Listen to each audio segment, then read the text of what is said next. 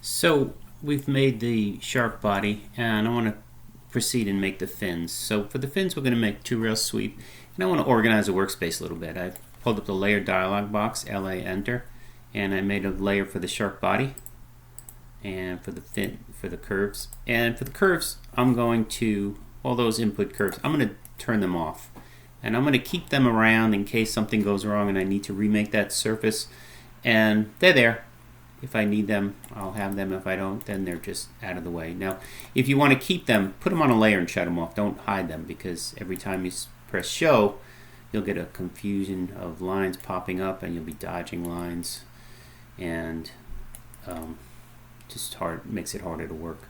So I put them on a layer, shut them off, and I'm just going to check my alignment against the background bitmap. And let's put that back on. And let's come here, and it moved a little bit. When we were arranging those curves, we moved it a little bit. So I'm going to rotate this down and get it from the nose, rotate it down just a bit, and move it up. So it's pretty close. And that looks pretty good. Okay, so I'm going to make the dorsal fin, the one that you don't want to see if you're on the beach. It's sticking out. And I've made my line work in magenta, always a favorite color, to stand out. So I'm going to use a interpolate points curve, and I'm going to come here, and that snap is not what I want. Well, maybe I'll take it. It's got a near snap, but it's staying on the near snap. Hold the Alt key. Remember, when you're just sketching and you just want your cursor to go. Now, that's something that happened. I'm glad that happened, right? So I was holding the Alt key, and as I'm in my right view, all of a sudden it became a three-dimensional view. And I don't want that. I don't want to see that three-dimensional view. So I'm going to right mouse here, set the view. I'm going to go back to right, and it's going to make it an orthographic view. I don't want it to be a three-dimensional view, because it comes out, it's kind of weird. It comes out as parallel projection. It's harder to work. So I have that here, and I'm going to do that other interpolate points curve. Take some liberties, right? This curve, this on sharks, if you look at pictures of sharks, which I hope you are, to get the idea of what they really are. They're incredibly beautiful creatures. This is a cut here and gives it sort of a aerodynamic, hydrodynamic effect. We're going to simplify that. I'm just going to take it up to here and kind of make it a little quicker to model. And come around here, and I have that. And I'm going to come in here and trim.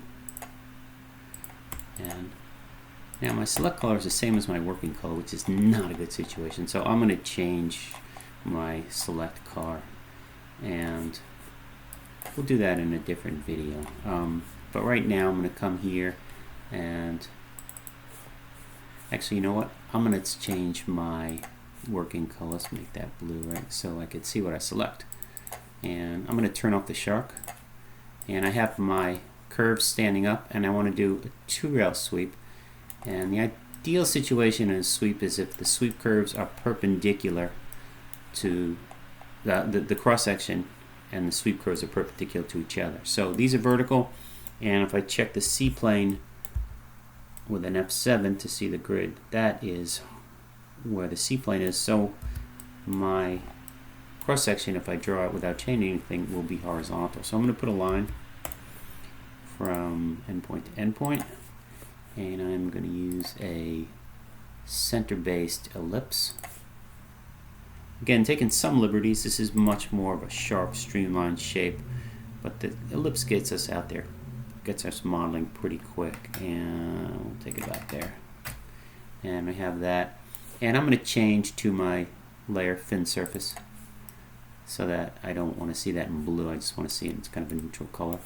And I'm going to do a two rail sweep, and I have first rail, second rail, and the cross section curves, singular, and press enter when done. Now it's asking for a seam. There's no other curve. There's no other cross section, right? So remember, when we did more than one cross section, we had to make sure that seam was parallel. We get the twisting balloon effect.